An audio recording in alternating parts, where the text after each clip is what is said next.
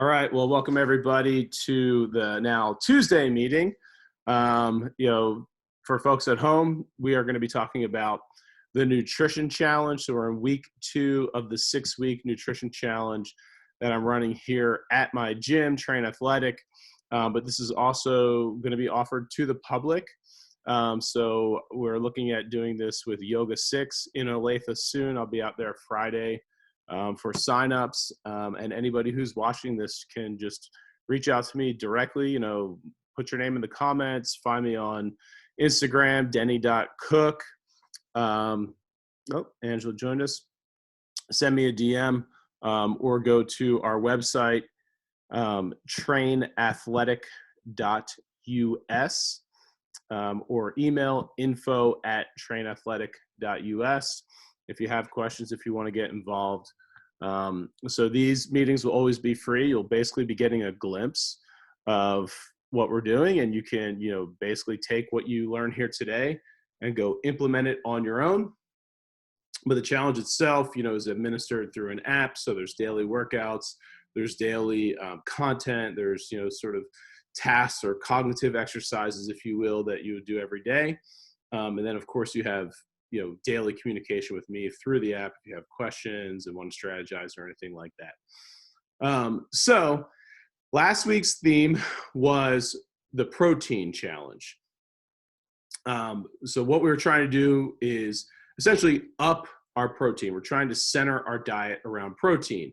If you're somebody who's into tracking, I really like meeting the standard of 1 gram of protein per pound of body weight.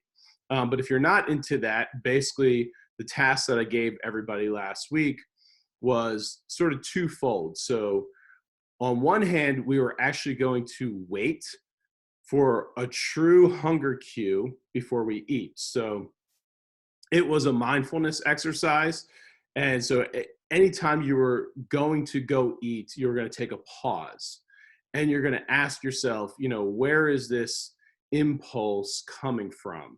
Is it that I'm tired? Is it that I'm bored? Is it that it's just like my schedule?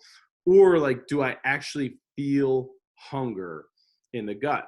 Maybe you've kind of forgotten what that feels like. And so if so, we're trying to kind of hold out and wait for that true feeling. Then once you actually feel that, at the end, I'll kind of get with you guys and see how that went. When you actually feel that, then you go to eat, and we're going to center our meals on protein. And so kind of within the back of our heads, like getting to that 1 gram of protein per pound of body weight. And so some of the feedback I got in the gym was like, oh my gosh, I can't believe how much protein that is and how little protein I've really been eating. And so what's neat about that is protein's very satiating. And then if you're focusing your efforts on protein, it's going to actually cut out a lot of the junk for you. So like really the kind of point of this nutrition challenge is to eat a real foods diet and cut out the excess processed foods and just unnecessary calories. So by waiting to be hungry, focusing on protein, we sort of like do all the things by default, but maybe not perfectly.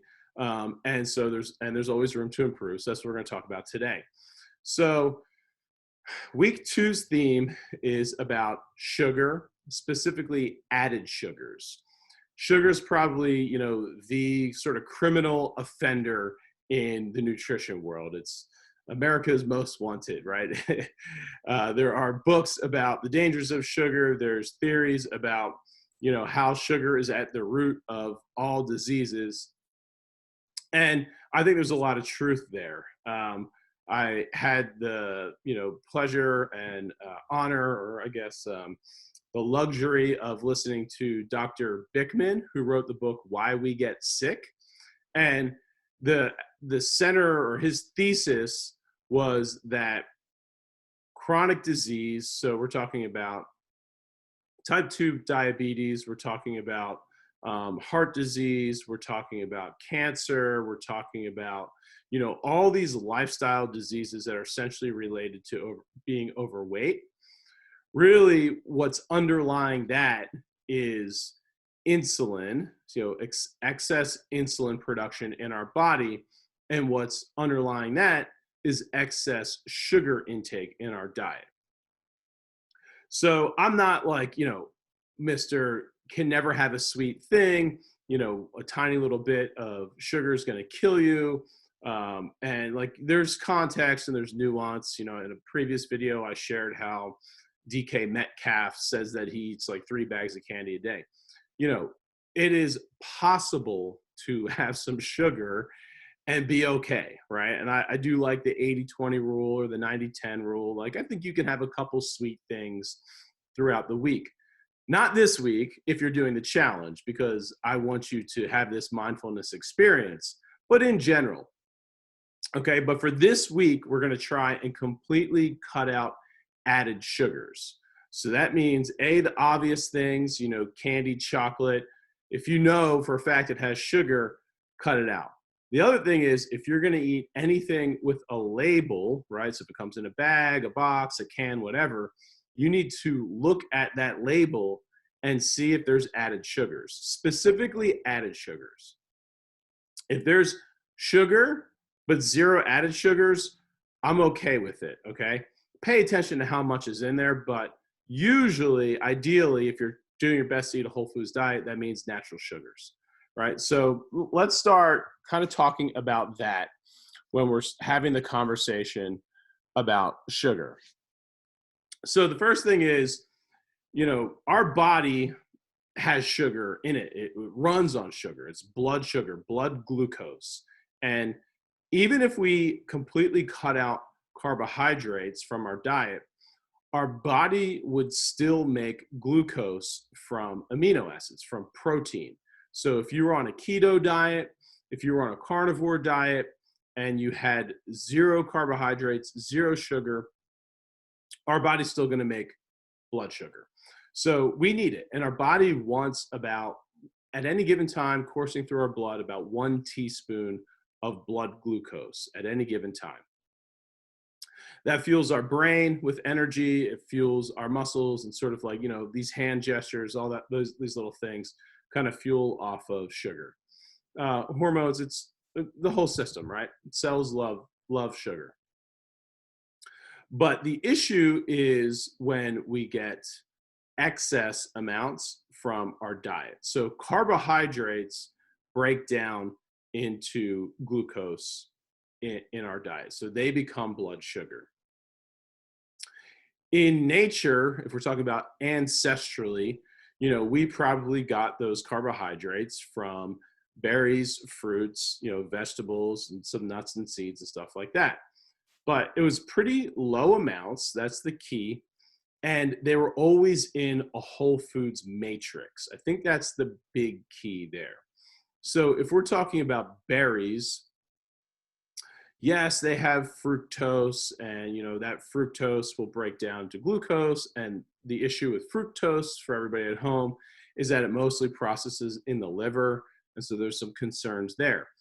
But berries are packed in that whole food matrix. So they come with water, they come with electrolytes and phytonutrients and antioxidants and fiber.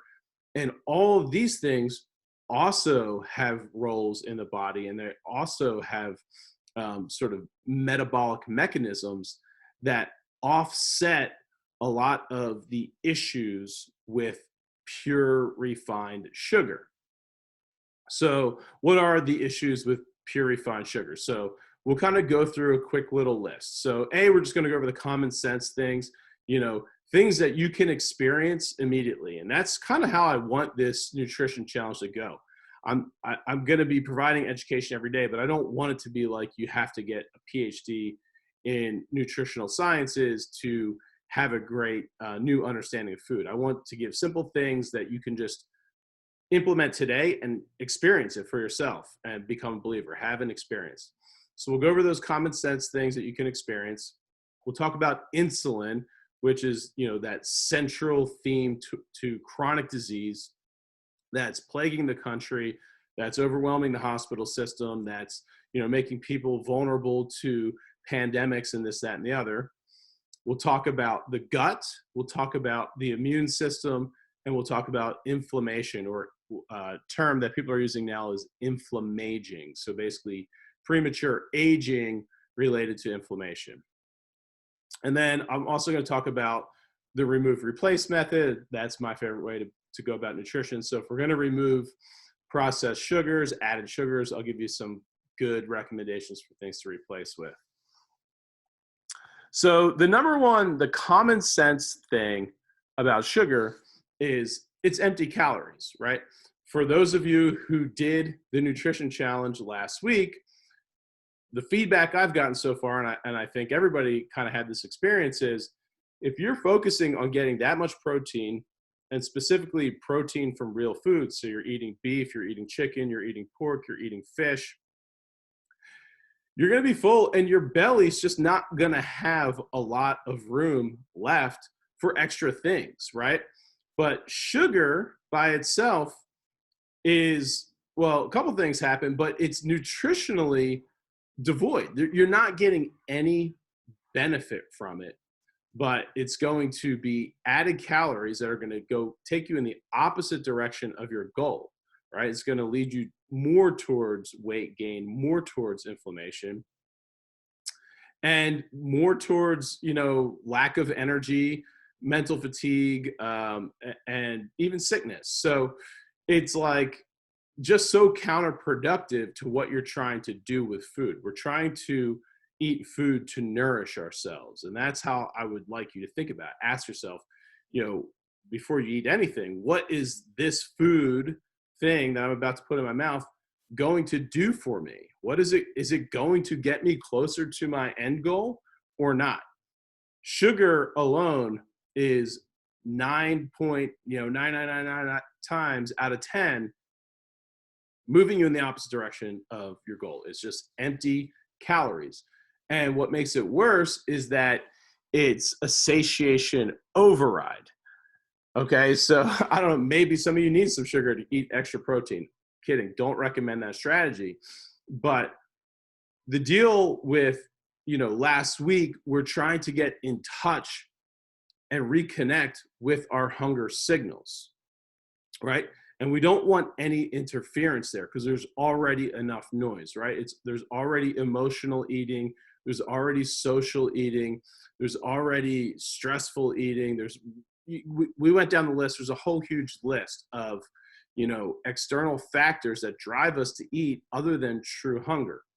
Well, now you throw in sugary foods, and that completely overrides your satiation signal. Because if you remember from last week, we talked about two things. We want to eat when actually hungry, and we want to eat to satiated, not stuffed. Or I think I like this term better, eat to satiated, not saturated, right? We don't want to be like completely, filled to the gills with food. Well, if you're having foods with processed sugars, that sugar, basically triggers some signals in your brain that just turns all that communication off. And you will just not feel full. And if you're having delicious foods, you will keep on eating that. I mean, think about, birthday party where you have a piece of cake and maybe another piece of cake, and then you find room for a cookie. And then, you can imagine how this goes. That's because sugar is taken over. It's taken over the brain, and it's just saying more, more, more. Ancestrally, this actually makes sense because it was probably not that common that we came upon sweet things, or it was seasonal, right? Berries and fruits were not fruiting all year round. They were seasonal. And so if we were to come across them in nature, we were likely just trying to get as much in as possible so that we could store that energy for the future. That's the thing about body fat, is it's actually our greatest survival mechanism. Because whereas we live in a society of abundance right now, for the million years of evolution, we were mostly in scarcity, We were just trying to get as many calories as we could because the next meal was never guaranteed. So we evolved this nice feature where if you came across sweet things, the brain just turned off and said, no such thing as feeling full. Eat, eat, eat, eat, eat. Store that for later. Okay. So this is, by design, and we need to recognize that it's going to happen, right? It's been happening for, how many generations, a million years. And, we need to avoid it if that's not our goal. If you want to store up fat, it's a great way to go about things. But in modern times, talking about that, so yeah, okay, cool. Like I kind of made the joke, maybe if you're having trouble hitting your protein, eating enough beef, maybe a little sugar will help your appetite, right? True, if you only had in front of you steak and honey, right? That would be a fine strategy. But in reality, when we're in all these situations, we're in restaurants and we're wherever we are, the sugar is almost always accompanied by other processed foods that aren't good for us. And this is how we find ourselves in a bad situation, over consuming calories, right? Even that we can apply this to alcohol as well, right? It's like you're meeting your friends for a drink, you have plans to have one drink, one turns into two, two turns into three, three turns into nachos and wings. And how did you even have room for all that? Because the sugar, the alcohol, it all kind of just took over the brain. And we became, disinhibited, and really all of a sudden we have room for so many more calories and so many more unneeded processed calories. So that would be kind of my next point, is that, sugar, it's usually accompanied by other toxic offenders in the diet. So some of the things we're going to talk about is, processed seed oils. That's going to be a challenge. We're going to get more into reading labels. And well, I'll stop there, but really the list can kind of go on with food additives. And what we don't want to have happen is have satiation override and all of a sudden overconsumption of all of those. So that's kind of the common sense aspect of it, right?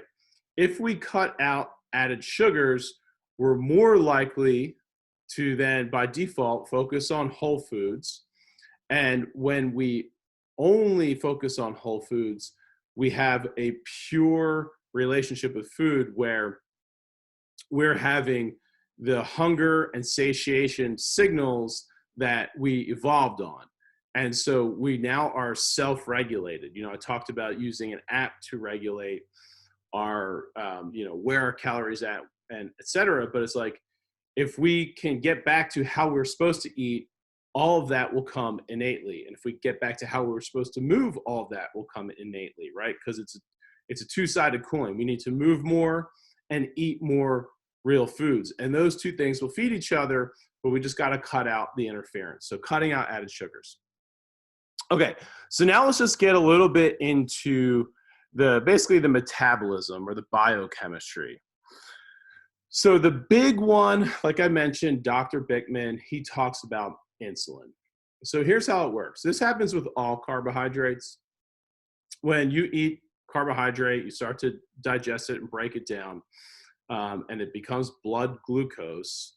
Your body recognizes that elevation in blood glucose. I talked about your body wants about 1 teaspoon, for your whole body circulating through your blood.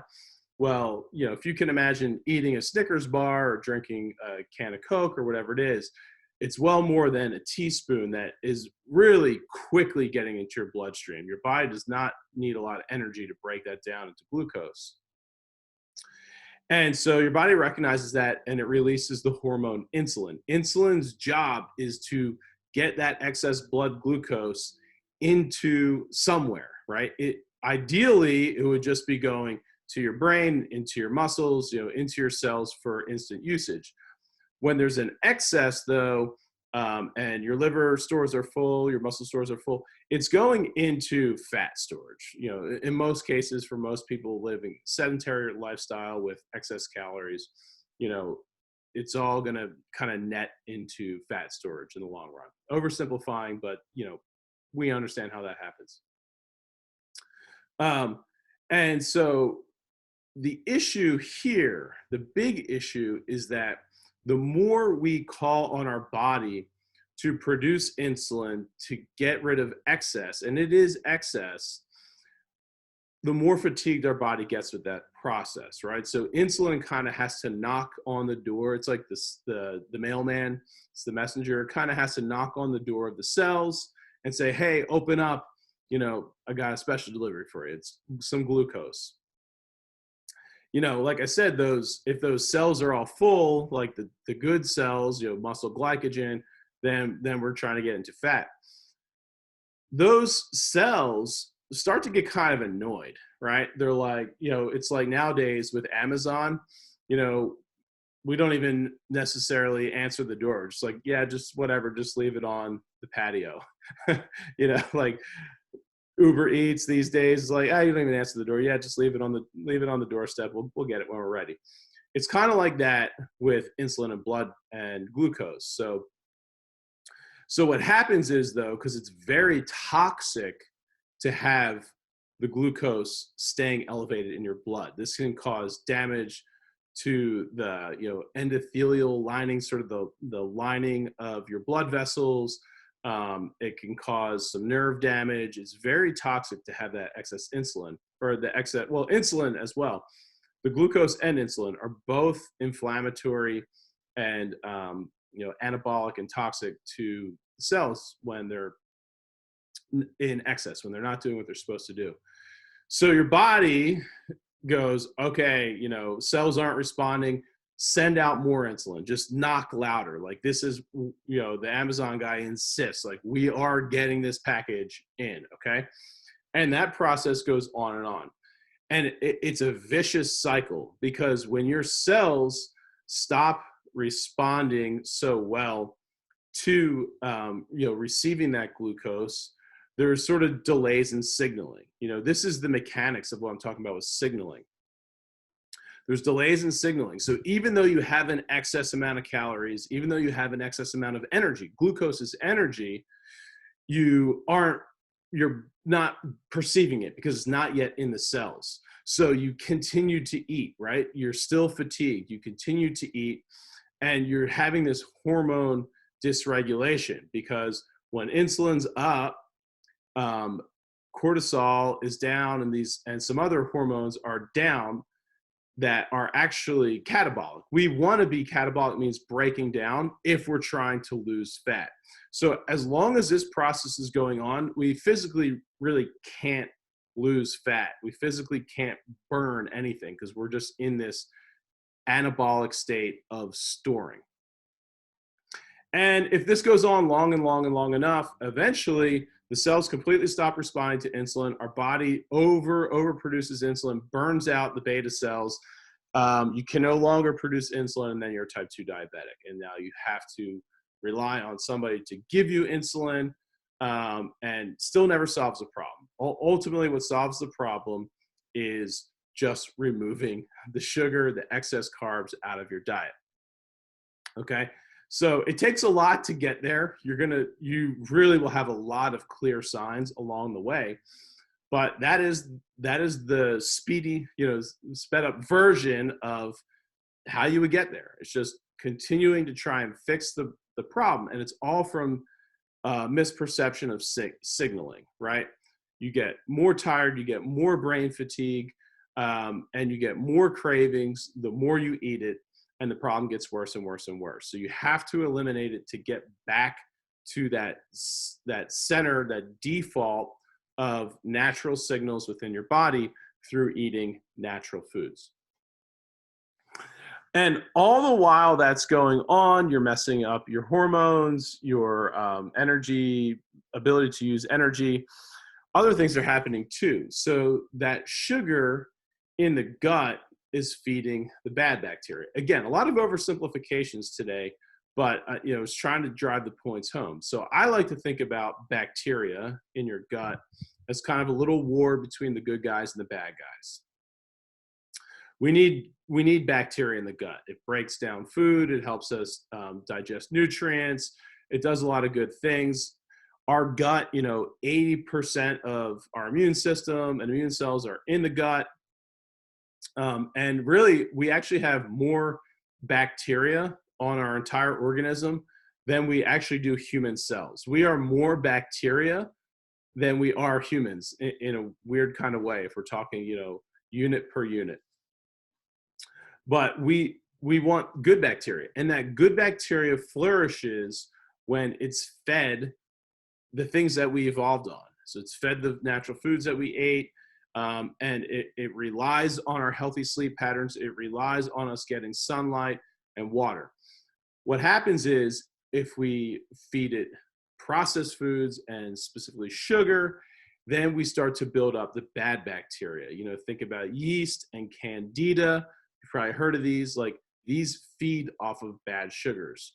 We create an imbalance in the gut, which means, and think about this vicious circle, less of an ability to break down foods and get the nutrients out of those foods into our cells. So now not only we're not getting the glucose into our cells, but we're not getting as much vitamins and minerals and all those good things we want from food into our cells for usage. So we're getting more sick from a lack of nutrition, even though we have an abundance of calories.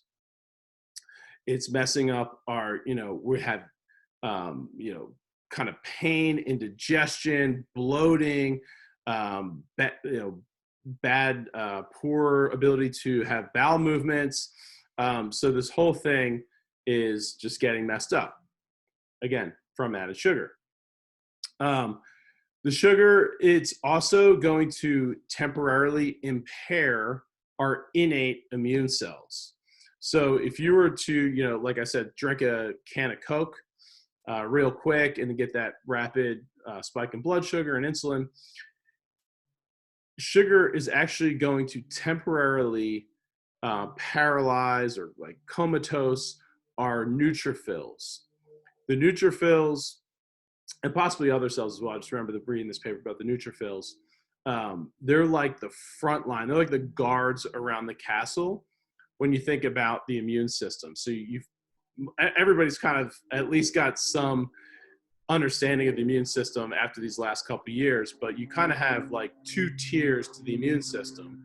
You have the innate, which just, they're the guards. They're going to act without instruction. They're just going to recognize outsiders, and they're going to take an action against them. And then you have the adaptive immune system, which has, memory. They're learning. So they're like the generals inside the castle, strategizing their war games, and they're going to have a very specific way to respond to very, specific offenders that they recognize. But those innate can really do us a favor. I mean, they can stop us from relying on, people even getting in to the castle, right? So we saw this with COVID, whatever. This will probably end up getting removed off of YouTube now, but it's like, this is just a hypothesis, a theory. But it's like, why did some people get more sick than others, right? And you heard this so often, is like the people who are getting really sick, they're like, I was, traveling that week. I was really stressed out. I was really worn down. I wasn't eating so well. Well, what that meant was their innate immune system was powered down. And so that pathogen was able to get past the frontline defenses and kind of get in deeper into the immune system. And if it was the first time for the adaptive immune system seeing it, it was not really able to launch a defense. But there's no reason that if we're thriving every single day, if we're getting a great night's sleep, if we're drinking our, body or half our body weight in water every day, getting sunlight, getting exercise, eating a whole foods diet, why we can't have that innate immune system powered up. And when the pathogen comes in, our innate immune cells, like the neutrophils, can actually just take care of it right there and minimize the threat right there on the spot and never has to go any further. So again, so excess sugar inhibits, it's a prime offender of inhibiting that innate response. So not good. Next up, we'll talk about the inflammation or inflammaging a little bit.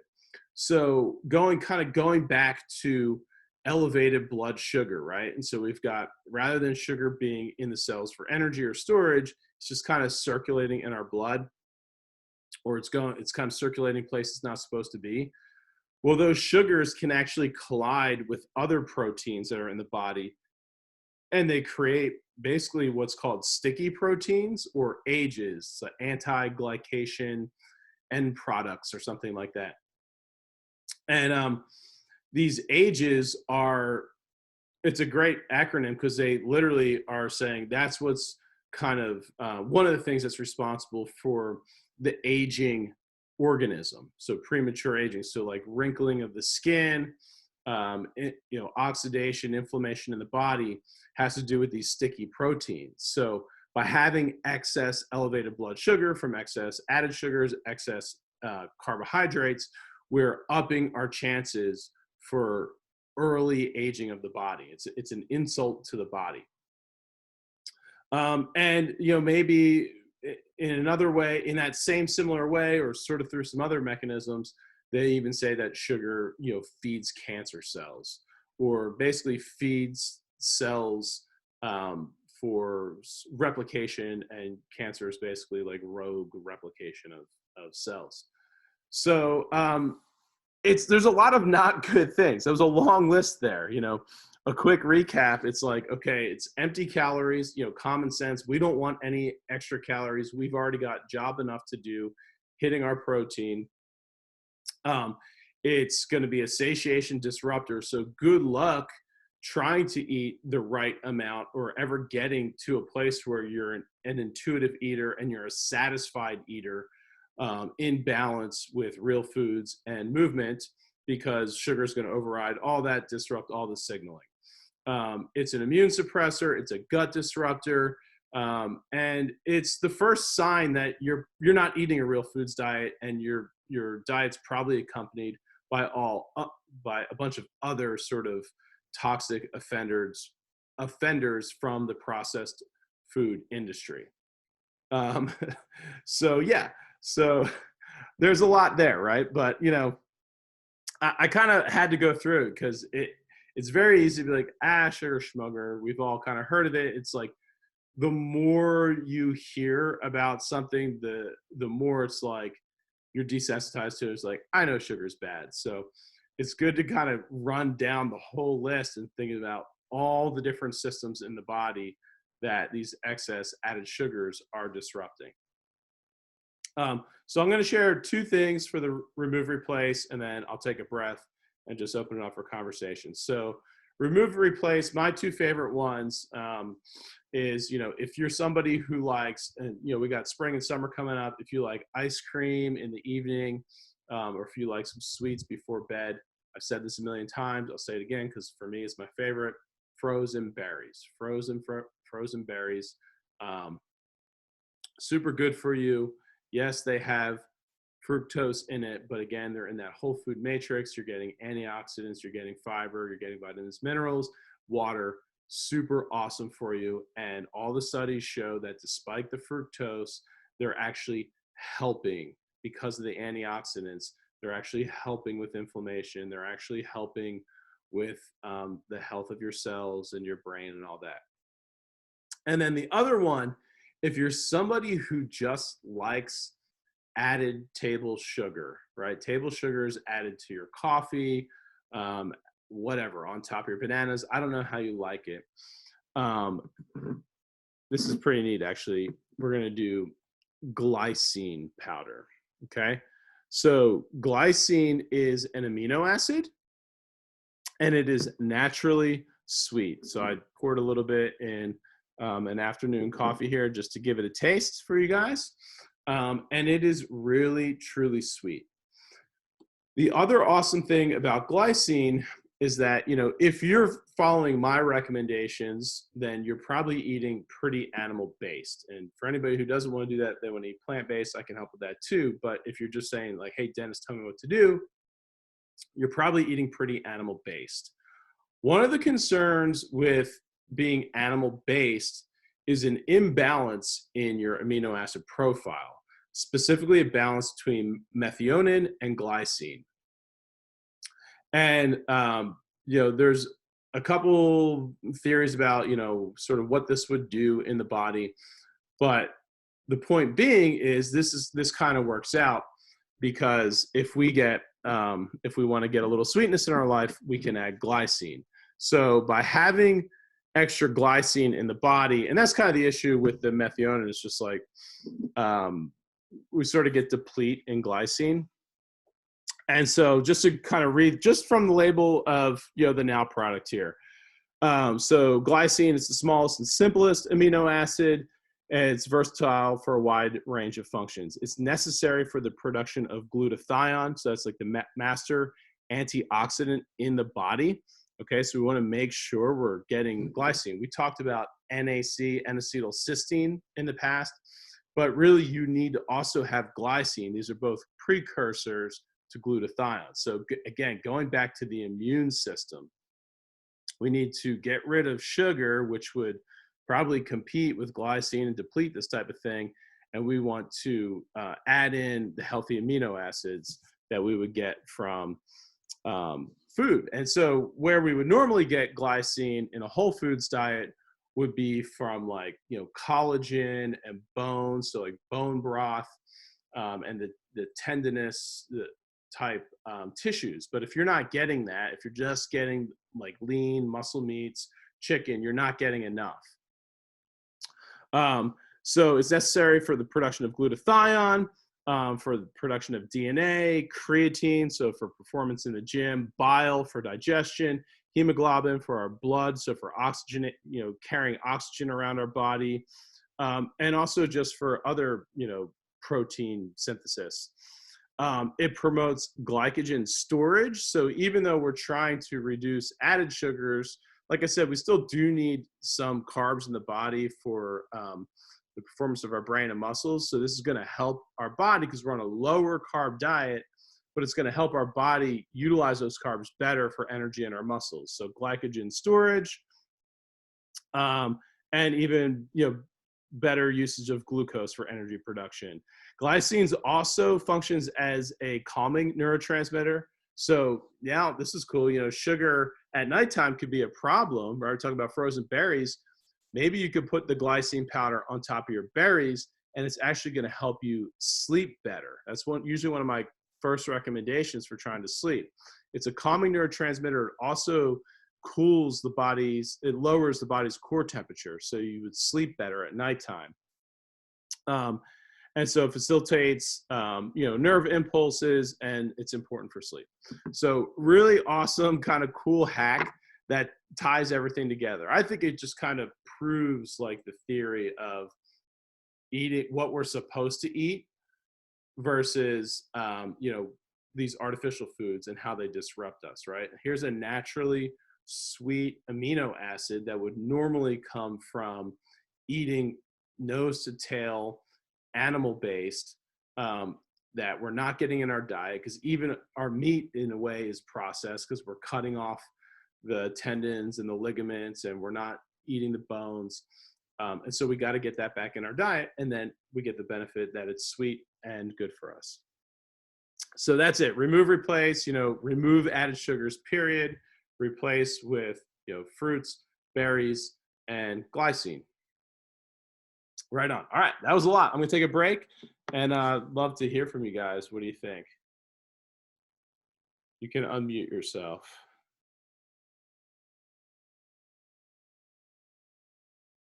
It's too much that just blow up all your brains.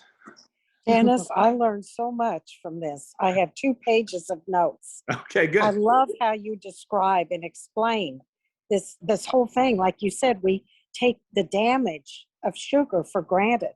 Yeah. And I just love it. It just gave me so much, wow, light bulbs. Thank you. You just have a wonderful way of communicating it. Thank you. You're welcome. I agree. Thank you. Yeah, I mean, I love doing this. You know, it's a constant reminder for myself even. So if you're in the app, I guess a couple of you are, tomorrow's talk that you'll be getting through the app is sort of about checking our own BS, I guess, in a way. Because, you know, right now you get this message and it's like a reminder. It's like, oh yeah, I forgot sugar messes with our hormones. I forgot it messes with our inflammation. I forgot it messes with our gut. I forgot that it's actually going to make me feel more brain fog, right?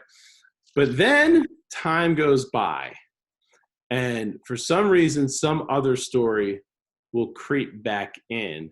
And what that story will be is an excuse of why it's okay.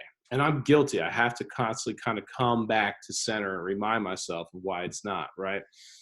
Maybe you'll see, you know, a professional athlete who says that they drink Coke and it's no big deal. You know, maybe whatever, some excuse, right? Maybe it was a part of your childhood growing up and it never killed you, right?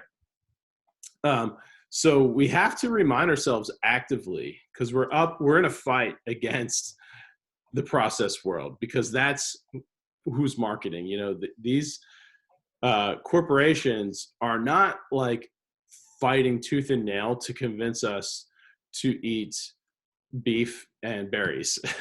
They're not even trying that hard to convince us to eat, you know, spinach or broccoli or anything. They're just, all the ad campaigns are about processed foods. And so those stories will creep in and we'll find ourselves doing it. So that's, you know, that I'm glad that I could provide that today. And then I guess what I'm saying now is fair warning, like, you know, like you said, write down these notes and then condense them for yourself into maybe even something smaller. That's a daily reminder and just go forward with that mindfulness, right? I'm not saying you can never have a sweet thing again, but anytime you do go for a sweet thing, you know, ask yourself, like, you know, how many sweet things is this week or today? And is how am I doing this week? You know, is this acceptable to me today? Right? You really just got to stop and take that pause. Why am I eating this? What's behind it? And how am I going to feel after? Is it getting me closer to my goal? I think, you know, there's times and places where you should. I think, you know, if you go to a birthday party and there's cake and you've been doing awesome, eat some cake, right? It's not going to kill you one time, but if it creeps into our daily life for whatever reason, it's good to remember that there's other things going on. So just share my personal story is like, when I'm really crushing it with working out, maybe I'm doing 2 workouts a day and I'm getting, you know, 12,000 steps a day. And I'm just like feeling like I need a lot of energy and a lot of calories. It's like, I can do pancakes and syrup every morning. Right. And I'm like, surely that's okay. Michael Phelps used to eat like 10 pancakes a day. And look at him. He was the best ever in the world. And I let that story creep in. I let it take over. And usually it kind of starts to spread into other areas of my life. And I start to make accommodations in other areas of my life. And I completely forget about the other things. It's not just about calories and energy. It's about, you know, the health of the organism, and trying to live longer, you know, trying to live better and healthier, and be at my best for the day.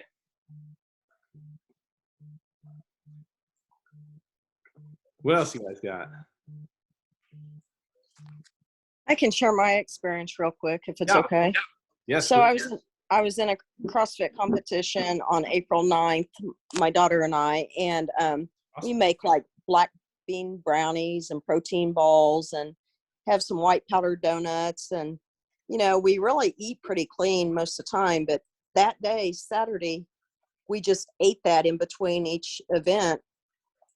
And then like Sunday, we were pooped. And then Monday, it's like, well, you have leftovers, so you go ahead and eat those. And then it's like, oh my gosh, it just kept on. And by Thursday, I felt so horrible. It's like I lost all my strength. My body was so inflamed, and I just kept craving it. And I'm like, oh my gosh, I've got to break this. So the next day, I just started having a bunch of veggie smoothies and, just trying to get it out of my system. And it's a battle, once you get it in, it's hard to break it. Yeah, it is. It's like an addiction in a way. It's like, it is, exactly. Exactly. And what's so funny about it too is like, what triggered it for you, and I obviously don't remove this trigger, but it's like you were doing a CrossFit competition. This is supposed to be like the epitome of like expressing your health and fitness. And like, you probably had some similar story where it's like you get a little short-sighted and it's just about today and quick energy. And we overlook how it's like going to cascade and carry over into a week. And good thing you caught it. It could have turned into a month. And it's like, how ironic is that? It's like, here I am trying to express peak fitness, and I made some accommodations. And now all of a sudden it's like I had felt like crap for the last 2 weeks after that. Yeah, exactly. Yeah, you got to stay like true to the value and remember why you're doing everything in the first place. Right. I really appreciate the reminder about how awful sugar is. I mean, it truly is. Yeah. It is. And you're out there in the world. People say, well, I have a cheat day. So they have a big piece of pie and ice cream and all this crud. Yeah. And then I say, well, my cheat days turn into a week of cheat days. So I just won't touch it. I've got to keep that armor up and just say, it no. It happens easily. And this is very helpful to do that.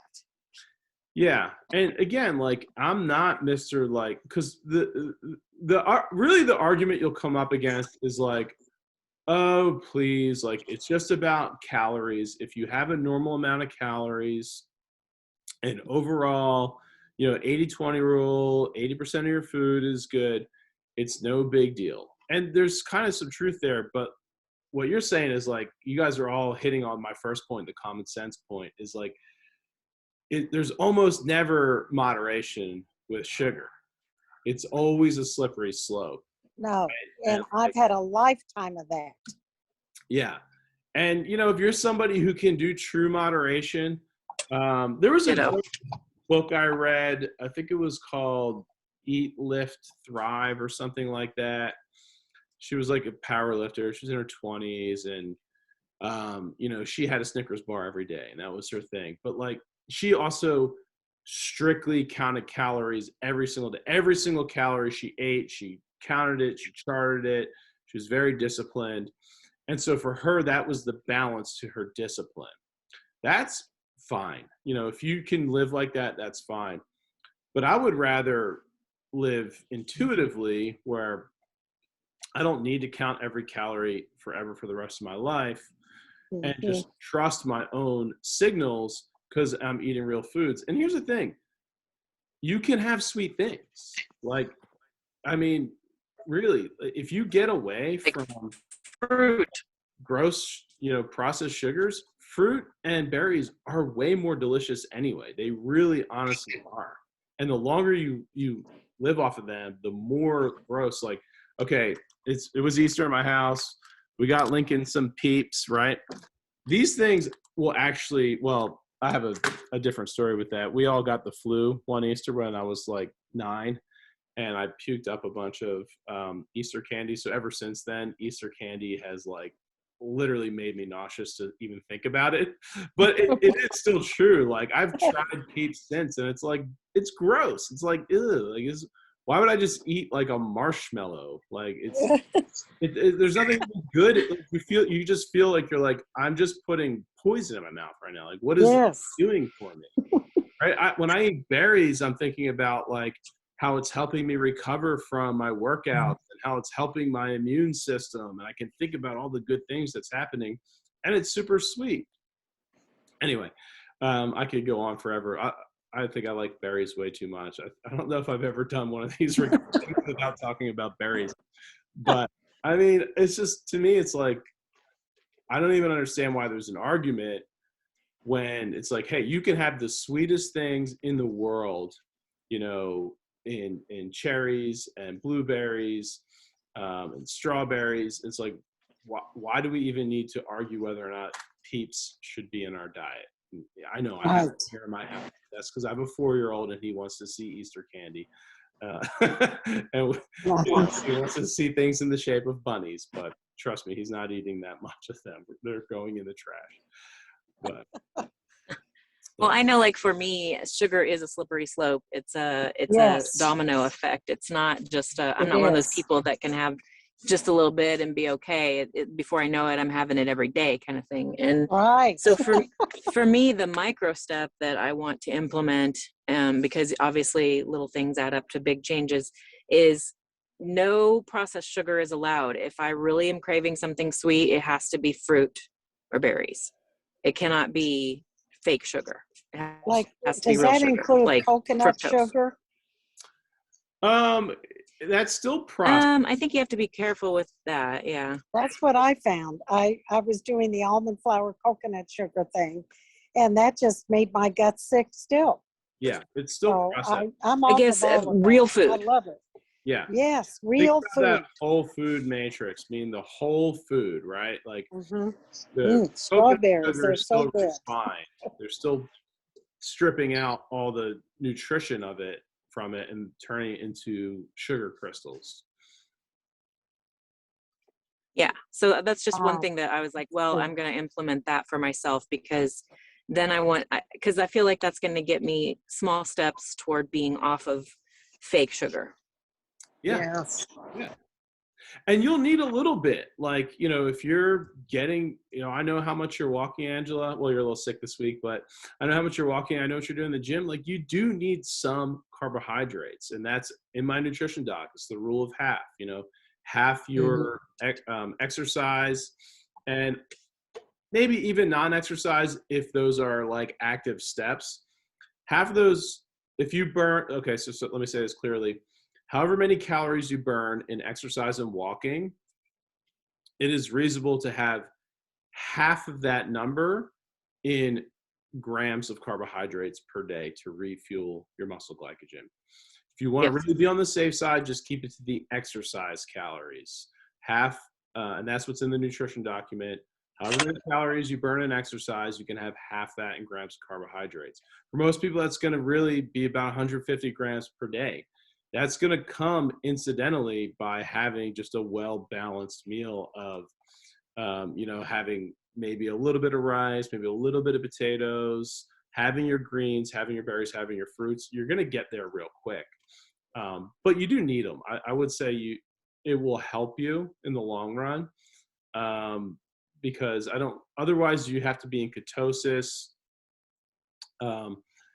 and your body has to just work a little bit harder to create that, and whatever. I don't want to get into the whole keto argument because it's a really good tool, but there's debate on how good it is long term. A lot of it has to do with what it does to your adrenals.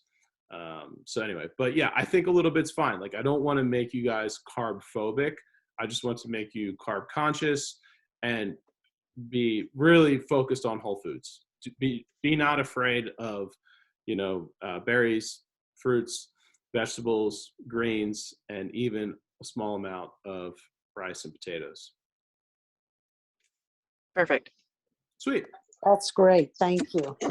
Thank you. All right. Well, that's probably a good place to wrap up, unless you guys have anything else. Not I. Sweet. Well, I appreciate you guys making it to the Tuesday call. It'll have to be, you know, on Tuesday at 1:15, at least until May 9th. I have Lincoln every day, and I have to get him to daycare or preschool by 12:30, and then I'm kind of free. So then you get to see my house. So very cool. It's All right. beautiful. Yeah. Well, I'll see a few of you next week, and maybe some of you tomorrow. Perfect. Thanks, Thank Dennis. you. Have a good one. You too. You too. See ya.